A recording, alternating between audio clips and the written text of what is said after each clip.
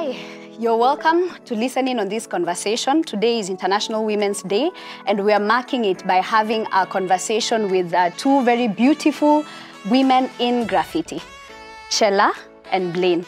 Do you mind if I call you Blaine, or do you prefer that I call you Victoria? I actually prefer Blaine. You prefer Blaine. Cool. So karibuni sana. What is graffiti? Because I find that people are very diverse in their definitions, in their views around what graffiti is. So maybe start with you, Chella. What is graffiti?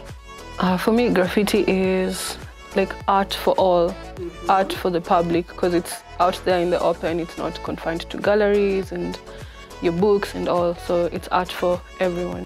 Art for all. That's interesting. What is graffiti to you, Blaine?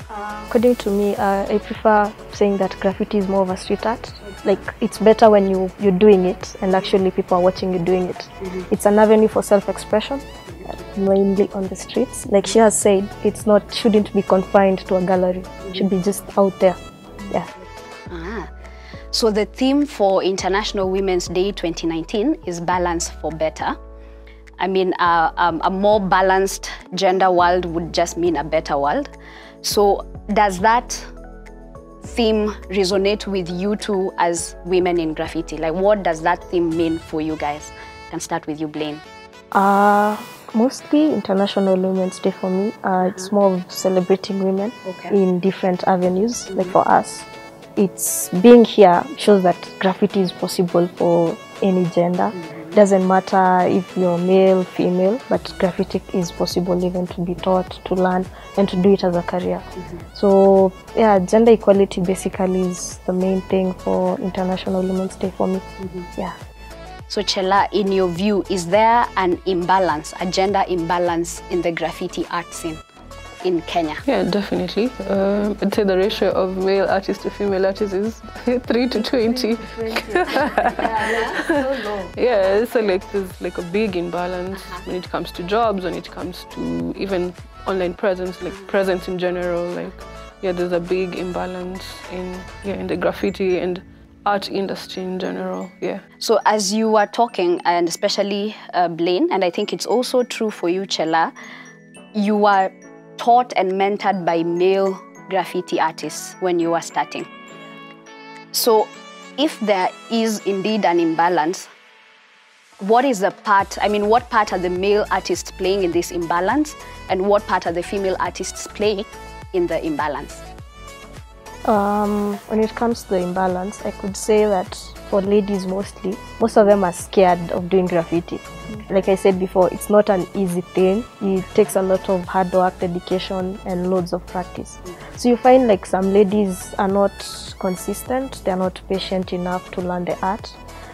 They also think it's messy. Like most of the times when tunatoka job na Chella meja marangi kwa uso, ma spots, sometimes the paint you're getting on your hands hata itoki. So they feel like it's a messy thing and it's not worth their time. So you tend to find most of them, they hold back. They have the potential, but they actually hold back from learning. So they don't push through. I've tried to train like 2 of them. Weeks, then it gets to a point they give up. You try pushing them, they just don't have the strength to continue doing it. Especially after they go on the wall and they see like it's an actual hassle, they give up. They try, you know, there's a way you press the spray can and all. You know, jaribu kufinya saa. By the end of the day, anasema venye amechoka vidole, you know, all that. But it takes practice for you to get used to that. When it comes to the males, like we said, we were taught by male graffiti artists, and most of them are very dedicated. Like they do a follow-up on you. They challenge you every time. Can you do this? Can you do this? At times you can find yourself like on Sundays, mnapatana na some of them, you do a piece on the wall, mnashikana. So when it comes to the males, they try to uplift the female graffiti artists. Yeah. But the female graffiti artists, or those who are interested in graffiti as an art, tend to be afraid of the mess and the hard work side of it and the hustle side of it. So she's described it as a mess. So Chella, just maybe take us through what does the mess entail? What does it look like to actually work on a wall? How long would it take? What does it, you know, what What does it mean to be a female graffiti artist? Actually, it's physically taxing because after a day of graffiti, the next day, mgongo inakuanga zozi. So aside from the mess, you have to like be physically strong because we have to be banana the paints and stuff to the side plates and other hustle. So it's both physical and emotional. Like you have to have the emotional strength because the whole day in paint. So yeah, but the result inakuanga worth it. Yeah, inakuanga worth the hustle. Yeah. So the result in terms of what you see at the end. But to see people's reactions, because the guys are like, wow, ni dema amechora hiyo, man. Go like, yeah. So yeah, like the reactions of people and yeah, inakuanga worth. Yeah, it's rewarding. So it's rewarding to then consume the art visually. It's beautiful, but then is it rewarding financially? It has its good days and bad days.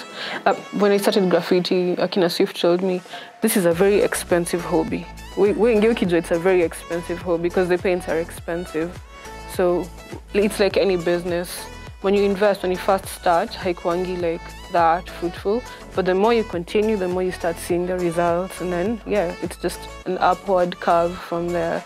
So I'd say it's like any business. You have your good days and your bad days. So yeah. But could develop red card, it goes with time, like wine. Wine you make for a very long time, it's more expensive than, yeah, so I'd say graffiti is like wine. So yeah, utapata artist amefanya for a very long time, the red card is higher, pia if you've developed your style. So yeah, it's just like any business, yeah. The way you package yourself and, yeah. Blaine, has it been rewarding for you financially? Well, yeah. It has been, but it took time, like she has said. Like you have to be persistent. You have to do walls, like to create a portfolio for yourself, so that when you're approached by a client, you have something to show. And as a lady, ni kujitetea. Yes, anajua unaweza fanya, but anataka proof. Are you sure you can do this? Are you sure you can? Yeah, we always get. Are you sure you can do this? You know, I'm used to Kina Swift. Like they mention the big names in the industry, so they're not used to girls. That happen to be male. So you have to like create. You have to buy paint. Mesota. You have to buy paint. You have to zenga your portfolio and everything. But once you start getting jobs and the clients trust your work, it becomes recurring. Like you get gigs, you get jobs, you do festivals. At times you're called to offices to do graffiti. Yeah, so it's all about patience and creating your portfolio and loads of sacrifice.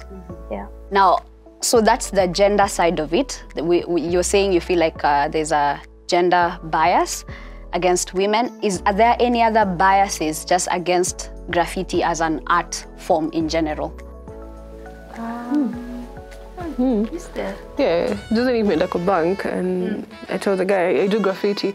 Isn't that illegal? They're like, no, I do the legal graffiti. I say, how comes I don't know that you should do an illegal one, Julikane? So yeah, like bias, yeah, it's definitely illegal, man. You mentioned something very interesting, Chela. You said when you were pregnant, you had an urge to do illegal graffiti. So you had an urge to do graffiti on maybe someone's property without permission, or is there a message you wanted to pass and you just wanted to do it? Yeah, more like a message, like, like you see most workplaces, if you're pregnant, they see you as a liability most of the time. So I wanted to show like I can still paint. Even when we did the Hennessy graffiti, the lady was like, wow, you sure you're gonna paint like that? I'm like, yeah, and you become, you show board, yeah. And it was just like to pass a message, we can do this, no matter the situation, And that's an interesting thing you've brought out, because Blaine also mentioned before that it is an avenue of expression, graffiti or art in general. So how do you connect your art with social issues? Because you said most workplaces view pregnant women as a liability. So there's that social issue, and there are many other social issues. I don't know what you guys are passionate about, but how do you then connect your art with what is happening around, or maybe what pains you about society? I can't say we are glued to one theme or the society basically, but maybe an issue that you feel you need to paint about. Use symbolism, you can use fonts, maybe she does a face. Like we can't actually state that we do this way. We use different ways of expression, but basically fonts and a face. Maybe the font saying what we are talking about and the face expressing the emotion about the whole thing. Yeah. I mean, what is my biggest takeaway from this conversation is that when we talk about gender imbalance, most of the time we are talking about it because maybe men are not giving room for women, to do their thing. But I find that with graffiti, it's women who are shying away from it, at the expense of the economic empowerment that could come out of it. You're shying away from the hard work and the mess, yet it is rewarding. And then, there's the bias for the client side. They feel like a male artist will do a better job than a female artist. What I like about International Women's Day and the theme that they have is the theme is not limited to the day. So we stretch the theme throughout the year to ensure that there is action, because sometimes there can be a lot of talk, but then what is the follow-up action, what is really happening on the ground. And so this conversation, as much as we are winding up now, is something that we want to continue having, and to just see how do we empower more women economically and just girls by showing them that this is a viable option. I mean, it can be messy, it's hard work, yes, but it is also fulfilling and it is rewarding. So we will keep having this conversation, and we will keep working together to just see how do we, break down the barriers and break down the perceptions, and just offer a different point of view for just people in general, and especially women who would be interested in doing graffiti, but then they are not sure, can it really work for me? Yeah, and thank you so much for watching. Like I said, if you have any comments or feedback, feel free to leave a comment down below, and watch out for the next episode of A Powerful Conversation. Thank you so much.